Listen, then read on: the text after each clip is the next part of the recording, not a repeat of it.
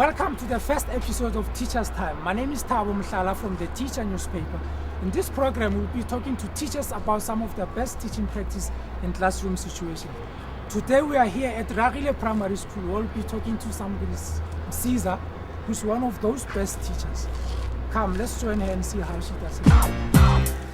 Just tell us briefly who Samu is. Samu is Samu Msiza, a grade 2 teacher this year and HOD foundation phase at Reagile Primary School here in Winnie Mandela. And where did it all start? And what your teaching? Where did you start? It's a long story. I've been teaching for more than 22 years now. I started teaching in KZN in high school. Which year was that? That was in 1985 to 1989. And then I got married to a guy in Mabubane, Soshanguve. So I came over. And then in 1991, I got a school here. And then I started teaching grade 1s, Zulu, because I have the background and my training was primary teacher's diploma. So I started very well. In 1991 in Soshanguve, the school was Ikwezile Themba. And then in 1999, I came over here to Reagile and joined the members of management here. You've just won an award in ECD. Can you just tell us about some of your teaching practices, techniques? You know, how do you go about preparing a lesson, maybe just to share with some of our viewers and teachers out there? Yeah, maybe my success here is about being in management because I'm the HOD. So I have to see and push that planning takes place according to the National Department of Education. So I'm very strict in we should have our plans ready at the beginning of the year.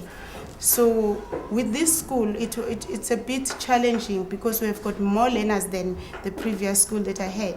When I came here in 1999, there were about more than 1,000 learners just in foundation phase, and I had 26 teachers reporting under me. So I had to pull up my socks and make sure that every teacher gets equipped with the knowledge as to how to push this curriculum to match exactly the national curriculum, more especially the national curriculum statement these days. So I'm just in love with the national curriculum statement because it's clear, it tells us what to do. So the teachers even know that I'm very strict in that. And if I do my things right, then we don't go wrong, actually, yeah. I'm told this community here is experiencing a lot of socioeconomic problems, and I just want to, obviously as a teacher, those are some of the things that constitute barriers. How do you go about addressing those questions and also making sure that you deliver in the classroom? Okay, well, at first we have got the problem of poverty. Most of the parents are not working. Most of the learners are orphans, so they come to school having not eaten anything. But it's up to us as a school, together with the principal, to see that we get sponsors for those learners. We have a national sponsor for those learners who come to school having not eaten anything and they eat. And then we're also working hand in hand with the Gauteng Department of Education. We've got a feeding scheme. So, but that is a challenge because you can't teach a hungry learner. So the teachers themselves, we have to learn about those psychological processes that take place when you have eaten or having not eaten, what happens. So the teachers are aware of that. And then the learners also, though they come from the poor backgrounds.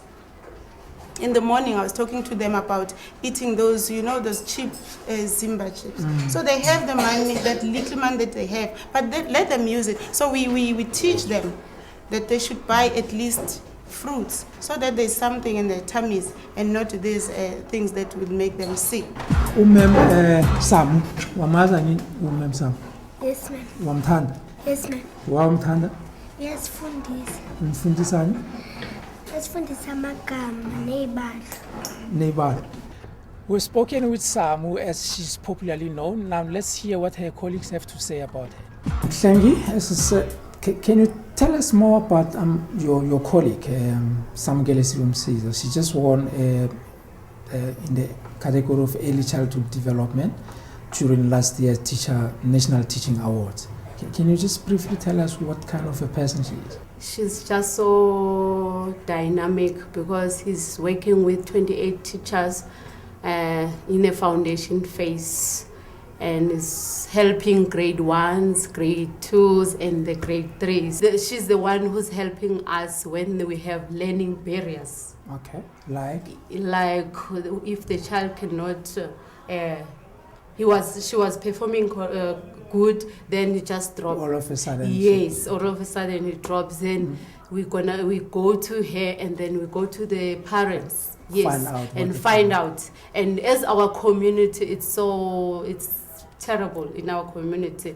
Because you find that there's no mother, there's no father, maybe the kids are alone because of AIDS, the parents are dead. So we have to correct the situation back in the community before we come to class, because the community problems, they come in class. So if we can just look at the child as in front of you, it's so hard. So she helped us, like we go to the home and see what is happening. Her leadership style, I like it because she delegates. I also learn how to address people through her.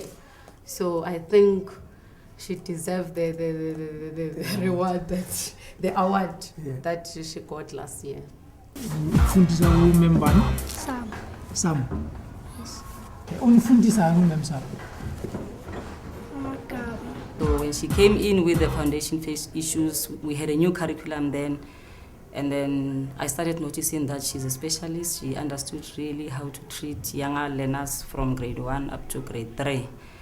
And her strong points, I think, are more in the curriculum. She understands the curriculum very well, the new curriculum. She's also very passionate about young children. Like you have said, our school is in a very poverty-stricken area. The first thing she did that I noticed about her that she's really caring was that we didn't even have a soccer kit. And during the first week she came in, she donated a soccer kit through her husband, and that helped our school. For the first time they could play in a school jersey. And as a school we are really proud to have her.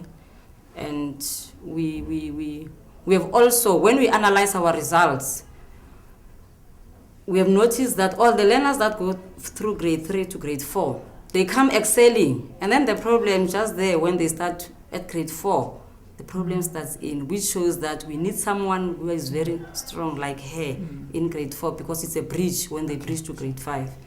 But from grade 1 up to grade 3, I can assure you that we are confident that when they leave grade 3, all our children can write and read. Umem wamazali, Anit.